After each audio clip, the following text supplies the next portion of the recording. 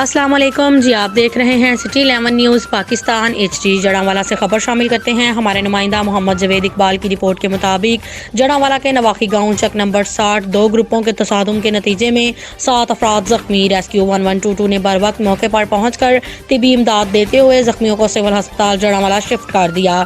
زخمیوں میں جعفر ولد سنتا عمر تقریباً 50 سال، نواب ولد نوشیر 35 سال، اسلم ولد نوشیر عمر تقریباً 53 سال، بی بی رانی زوجہ منشا 50 سال، ندیم ولد نواب عمر تقریباً 24 سال، نفرہ ولد ممتاز عمر تقریباً 22 سال اور فلک شیر ولد سنتا عمر تقریباً 60 سال شامل ہیں۔ زخمیوں کا تعلق 60 گیبے سے بتایا جا رہا ہے۔